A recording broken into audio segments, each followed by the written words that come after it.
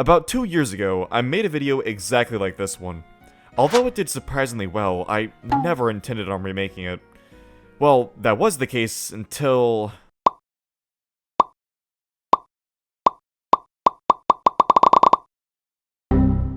Since people are unable to use their eyes and read published dates, I'm left with no other choice but to make a 2024 rendition of this video, which, as we all know, was the last thing I ever wanted to do.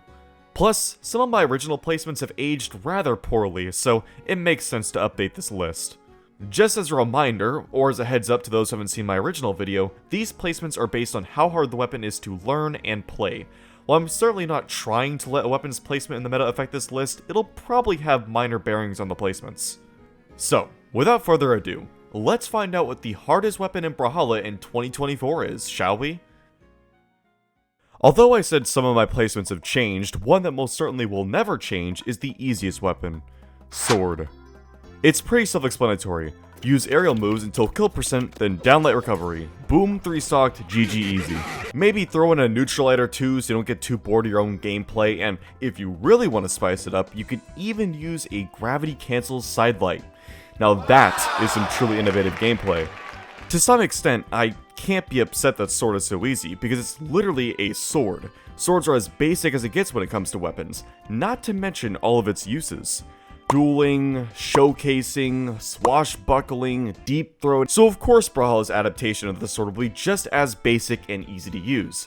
In fact, it's so basic and easy to use that the most difficult part of maining the sword is trying to stay awake while using it. So, as long as you don't mind having some basic white bitch gameplay, Sword is the easiest of the weapons to pick up. Now, my pick for the second easiest weapon does deviate a bit from my original list, and that weapon is the axe. This is another stupidly easy weapon. Call it Post Malone, because fighting against the axe is basically just running from circles. In fact, there's so many circle hitboxes when the axe is in play that I have a hard time deciphering whether I'm playing Brawlhalla or Osu. Seriously though, the axe is just really simple to use. It has pretty much everything you could want in a weapon. Huge hitboxes? Check. Highest base damage out of any weapon? Check.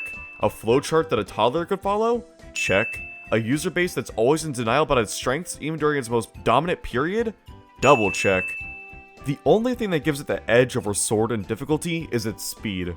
Don't get me wrong, I don't think the axe is really all that slow aside from a couple moves such as side air, but anything is going to look slow in comparison to Sword's lightning fast attacks.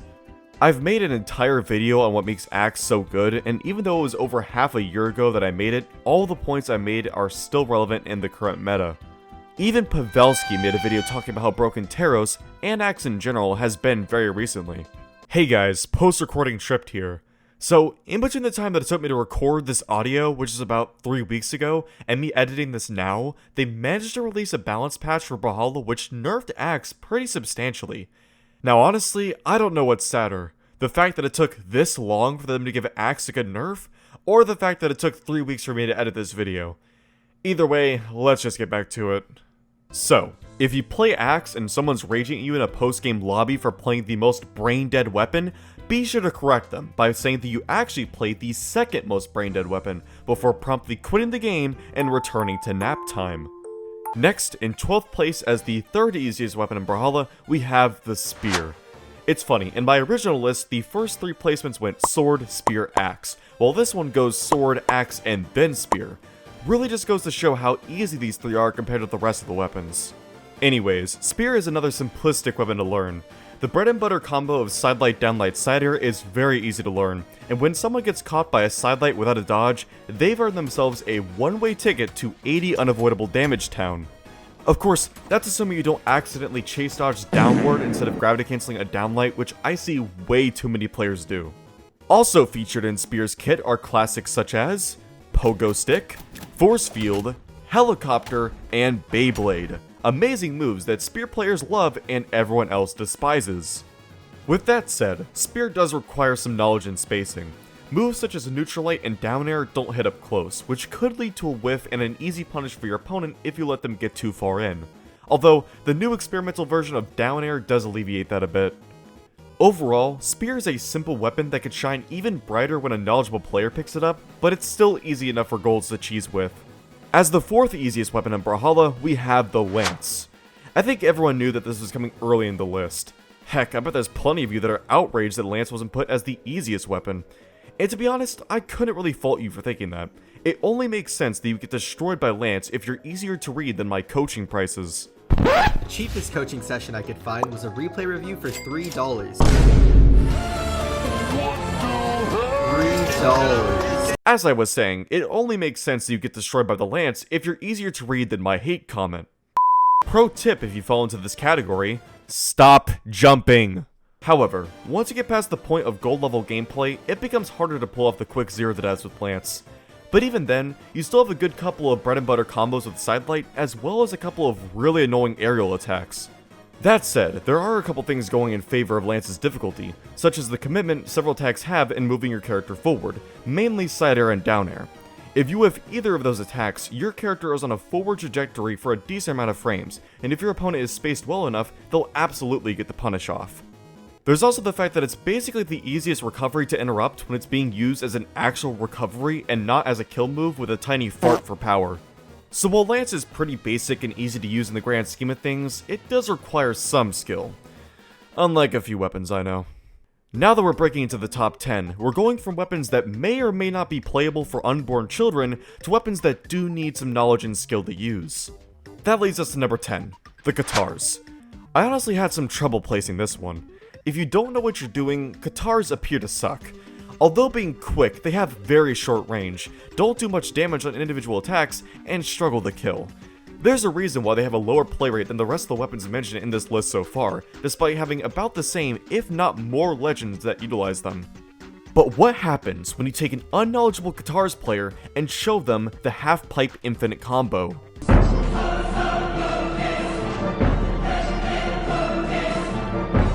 I'm going to be showing you how to do the infinite guitar combo. Even when these players go against someone who knows how to consistently dodge out of the half pipe, all that's needed is some simple dodge reading to keep it going. Plus, you have one of the greatest neutral tools in all of Brawlhalla, being neutral air. Learning how to use side air and recovery properly can also help alleviate the toughness of killing, especially offstage side air. So, do guitars require knowledge to be good at? Absolutely. Do they become a stock shredding machine when combined with that knowledge? See previous answer. Coming in at 9th place, we have the boots. We finally reached the main reason why I'm remaking this video in the first place. Well, besides the money. And judging by these comments, this placement will not sit well with some of you. Yes, I know that the boots are incredibly quick. Yes, I know that they have lots of good combos and strings. And yes, I know the insane zero deaths that people have done with the boots, but to call them the easiest weapon? I just don't see it. Each attack does very little damage, meaning in order to rack up anything worthwhile, you need to hit more combos and extend strings as much as possible. And against a good enough player, it's not all that easy to pull off, not to mention risky once you take things off stage. When I look at the clips that players like Sandstorm have achieved with the boots, I see a lot of skill and reading involved. Of course, that'll never stop people from seeing that same clip and going, wow, boots are so easy when you can do things like that, despite them never being able to do anything remotely close to that in their entire Brawlhalla career. It's pretty similar to what people accuse Scythe of being when they get zero to death by it, but we'll get to that later. The other thing that does make boots more difficult is the lack of force on its killing moves. But despite all that I just said in defense of boots not being this freebie weapon that some players see it as, it's still a lot easier than some of the other weapons in the game. It has a lot of combos, including kill confirms that are pretty easy to learn, the hitboxes of certain moves are deceivingly easy to get caught in, and it barely has any recovery frames for a lot of its moves. And although the active input does add complexity to the weapon, it also gives more room for combos, and if we're being entirely honest here, active input is not that hard to learn. Yeah, the Scythe players are mauling at that one. So boots, while definitely not being the easiest weapon, is still relatively straightforward to pick up. In 8th place, we have the bow. To begin this entry, I believe it's best to call upon some lyrics from what's quite possibly one of the greatest songs ever composed in human history. Man, I really hate bow. Bow is so stupid. Bow got me wondering why I even play ranked. Yep, that about sums it up. Let's move on. Bow players have a single goal in mind. Downlight. That's all I've ever seen them do. Sure, they have other moves that good bow players use, but hey, as long as you have the downlight combos, why even extend the effort to use anything else? Of course, I'm being a little sarcastic with that, but not too much. Attacks like sidelight and downlight are so incredibly quick that it can be hard to keep up, especially with the dash changes and how much bow players utilize backdashes. In all fairness, the bow does require some knowledge in spacing, and it can be difficult to learn how to string opponents in the air using neutral light, aka the fastest move in Brawlhalla. See? Well, you don't see it? He moves! Right there! It also takes a really long time to kill with bow. I mean a really long time. Your opponents have to be on life support before a kill move is able to KO. To counteract this, the bow has some amazing gimping tools in the form of down air and ground pound, which both have a tremendous amount of force. But if you're unable to get your opponents off stage, or you're just unwilling to out of fear of SDing, it's going to take a long time to kill them unless you use signatures. Speaking of which, I need to get something off my chest. Diana's neutral sig on bow needs to be addressed. Every Diana player I play against will get a single dodge read and somehow turn it into an opportunity to neutral sig me off stage, which, if you don't know, is basically a kill confirm past orange health. I seriously don't know how they do it, but they do. I hate this signature, and you know what? I hate this character, because every single one of its players are the sweatiest and sometimes most egotistical players I've ever seen. Jeez. With that out of the way, I think it's time to move on. At our halfway point, we have the Orb. Just saying the name of this weapon gives me flashbacks to the Winter Trials. That's my main gripe with the Orb. It is absolutely, completely, even suffocatingly boring to play. You cannot convince me that this new wave of Orb players are doing it because it's fun and not because they're meta slaves. The way the weapon is designed allows it to be both passive and good at the same time. And trust me, if there's anything Brawlhalla needs more of, it is absolutely not passiveness. The Orb is a very combo-centric weapon. In order to use it at its highest ability, you need to know how to do lots of different combos stemming off of neutral air, which can be difficult to learn and input. Killing on this weapon is also a bit of a chore, as its most reliable kill confirm of sidelight side air usually takes a long time to actually confirm the kill. With that said, there's also quite a bit about Orb that makes it easier. We all know what move I'm about to talk about next. Down air. In general, down air is one of the more abusable moves on all of Brawlhalla's weapons, but I don't think any of them hold a candle to Orb's down air. Whenever I think of this move, all I can think about is my BCX 2023 match against Wubs, who jumped up and down in the air spamming this move for about half of each match. Me, a barely 2400 peak player. I just wish I had it on recording, cause it was both hilarious and sad. Thankfully, he ended up doing the same thing in his streamed games, which allowed for this ratio to be born. But besides that, a lot of Orb's moves are just hard to punish, whether it be due to their range or how few recovery frames they have. Lastly, Orb's recovery is literally a get out of jail free card. If you're ever stuck and need to escape, just recover. Somehow, some way, you'll make it out. So, Orb has a mixture of complexity and simplicity that lands it in the 7th place spot. At the 6th hardest weapon, we have the Greatsword. Ah yes, my hands down biggest regret of my original video. Well, besides the thumbnail that I'm too lazy to change. And I've got to say, in all honesty, it's the biggest piece of dog shit. I truly have no idea what possessed me to put Greatsword as the hardest weapon, but considering I was a player who just barely scratched Diamond each season back then, it was likely something stupid. But to be honest, this was a really difficult placement. On one hand, I can see an argument for Greatsword being a difficult weapon, especially at a higher level where players seldom make the mistakes that often cause people the most trouble when fighting it. But on the other hand, well, I think Boomy said it best. See, like, this is the problem with Greatsword. This guy is just, like, literally rolling his face on his keyboard, and it's just working for him. And people are gonna tell you, like, this weapon is hard or bad. It's just not how it is. Sure, Greatsword has all these complex variations with openers, bridges, finishers, yada yada, but I've gotta wonder how many Greatsword mains actually know all that stuff versus those that said, yeah, screw that, and just started pressing buttons really fast. That sounds like a joke, but I'm completely serious. I myself have played a decent amount of the weapon by now, and my game plan is still as follows. Hit opener, go ape shit on my keyboard, repeat. Also, can we just talk for a moment about how good Greatsword is in the air? All of Greatsword aerials are insane, especially side air, and Recovery's uncanny ability to pick up kills cannot be overlooked, but the cherry on top is the gravity cancel finishers. If you don't know, any gravity cancel light attack on Greatsword is a finisher, aka the kill move. This can lead to some unbelievably cheesy kills, especially with the down finisher. And remember, this weapon is a gigantic sword. What business does it have being so good in the air? Anyways, this is a placement that I can see moving up or down a couple spots pretty easily, but I figured that somewhere in the middle would be the best spot for it. I know Greatsword mains won't be agreeing with that, but boohoo. Now that we're entering the top 5, all of the weapons from here on out are ones that I consider to be hard weapons to play. To start us off with the hard weapons, we have the Scythe. In my original video, I had Scythe at 3rd. Although this isn't too far off from that, I'm sure it's still garnering an unpleasant reaction from a certain large demographic of players. Okay, let's be straight up here. To make Scythe look cool, it takes a lot of skill. The zero deaths you see so many clips of aren't something that can be done by the average gold Mordex. The problem is that nowadays, barely anyone is making Scythe look cool. So, how much skill does Scythe take when it doesn't look cool? None. None at all. Okay, I might be rage baiting a bit there, but it does take significantly less skill when used in a more basic way. Many of its attacks have large, almost unjustifiable hitboxes. Take Neutral Light or Side Air for example. Both of them are ridiculously quick, and provide coverage not only in front of the user, but also above.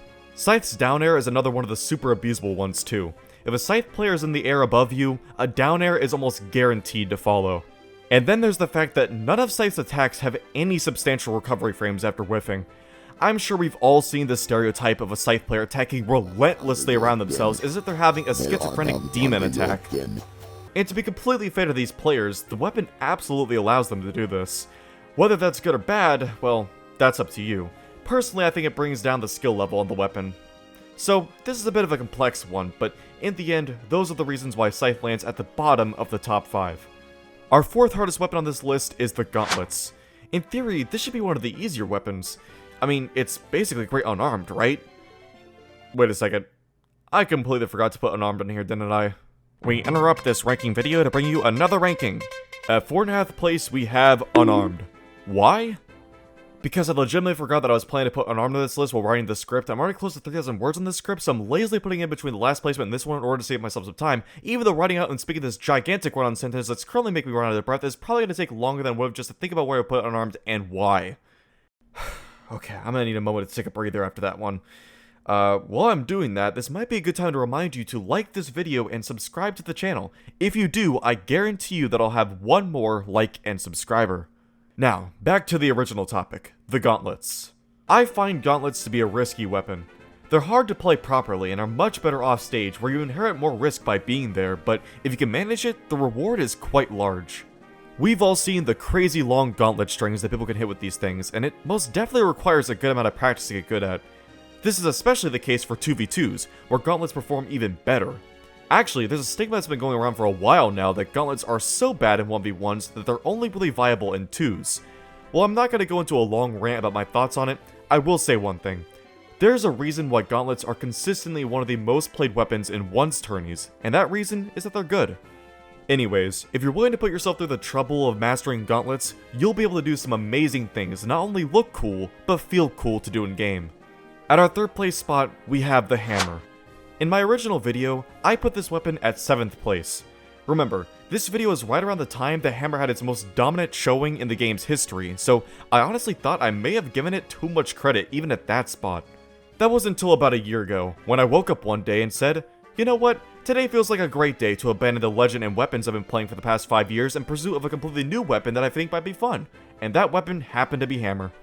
This is gonna sound biased, and there's definitely arguments for other weapons too, but hammer's neutral game, in my opinion, is the hardest to play out of any weapon in Brawlhalla. Your main neutral tool is downlight, which, if you didn't notice, only really hits if you're dunking on your opponent. It also doesn't have any vertical range, which is pretty detrimental when floaty gameplay is seemingly on the rise. This forces you to play very patiently while grounded, waiting to catch a landing without getting attacked first. It can also be hard to decide whether to use a side light or a downlight to attack your opponents in certain spots. I personally have done many side lights where I should have done a downlight and vice versa. Yes, I know it's a skill issue, no need to remind me in the comments, but I do think it's a problem that other hammer players can suffer from while still improving with the weapon, myself obviously included. Lastly, the Russian Mafia is the most entertaining and coolest combo to hit in the entire game. I don't care what your opinions are, they're all wrong and mine is factual. Every hammer main should be able to do the Russian Mafia, and even though it's kinda tricky to learn, it is so worth it. Now, with all of that being said, there are some aspects of hammer that ease the toughness of it. For example, hammer has one of the easiest and most reliable kill confirms in the game, being Downlight's side air. It's so iconic that it literally has a nickname, Stomp Sair. It also has a harder to hit and less consistent downlight kill confirm with a reverse down air follow-up. Hammer's aerials are pretty quick for a heavy weapon, especially neutral air, which is why you'll see it being used as a tool for pressure when the opponent is in the air. Also, hammer is really easy to use off stage thanks to recovery. Just wait until they're above you and boop, they're sent into the abyss. So in the end, hammer is a really difficult weapon in certain areas, but is ultimately made easier by other components. Also, I will never forgive Taros for bringing down the public opinion of hammer. Plenty of people think it's some easy cheese weapon now, including me 2 years ago, but no. That's just Taros being Taros. Our runner-up to the hardest weapon in Brawlhalla is the cannon. I always knew the cannon was hard, but more recently I've learned how hard it is to be a cannon main and be a normal human being at the same time. When I think of cannon mains, only 2 people come to mind, Brian NA and Dark Nova. Brian is a homie, but still strange nonetheless. But then there's Dark Nova, and all I'm gonna say is, if you know, you know. In all seriousness though, the cannon is a pretty clunky weapon to get used to. I know this because I tried to main it for a couple weeks before ultimately defaulting back to the hammer. Similar to the lance, a majority of the cannon's attacks will move your character's position in the direction of the attack. These attacks can help you achieve the cool 0 to death clips you see often, or it could lead you to your own death.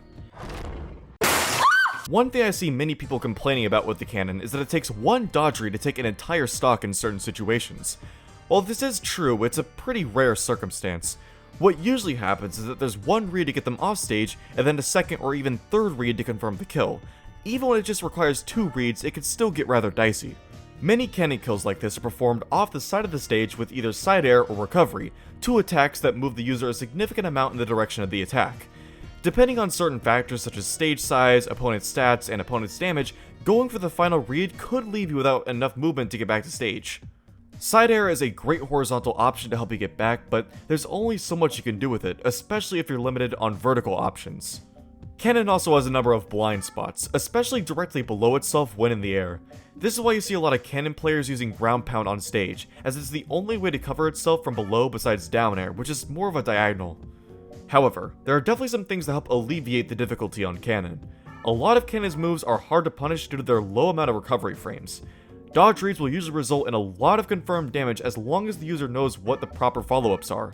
And lastly, cannon's neutral air is probably the most spammable in the entire game, on top of being a decent kill move. So good job cannon mains, you play a tricky and unique weapon that I find to be rather fun. Just please don't interact with me, because you might shower with your pet rat. And now, we've finally reached it. The weapon that should have been the hardest in my original video, but had its place taken by my room temperature IQ take of the Greatsword being the hardest. So now, congratulations to the rightful holder of the title of hardest Brawlhalla weapon, the Blasters. I find it ironic that a weapon that's basically synonymous with guns is somehow the hardest weapon. In most games, having a gun is generally seen as being easy. Aim at target, pull trigger, victory royale. But in Brawlhalla, blasters are a much different animal. This is the weapon where spacing is most important, as many of its attacks have hitboxes that are more like dots rather than actual boxes. Neutral light and side light are prime examples of this. Additionally, these hitboxes are relatively small in comparison to other weapons. As far as the speed of the attacks go, they all come out relatively quickly. The problem is that many of these attacks require a large amount of commitment, as your character will be stuck in place for a decent amount of time before being able to move again. Downlight is the attack that everyone points their finger at. Just look at how much time passes between the start of the attack and when you're able to move again. You could practically fit an entire Joe Biden sentence within that time. Look, So you best believe that if you whiff a downlight, which is needed for blasters hard to input kill confirm of downlight recovery, any player with a reaction time better than the snails will end up getting the punish off. There's also the fact that it takes quite a bit of damage for blasters to kill consistently. And of course, I can't ignore the fact that blasters has been at the bottom of the meta for quite some time now. I know I said I was trying to keep the meta out of my consideration, but it's almost impossible not to when it comes to blasters. Sorry blaster mains, the devs have been doing you dirty for a long time. So, those are the reasons that blasters are the hardest weapon in Brawlhalla. But of course, if you think a different weapon should have been at the top, feel free to comment your placements down below. I promise not to be too harsh on you for trying to contradict the gospel truth that is my opinion. Thanks for watching, and I'll see you next time.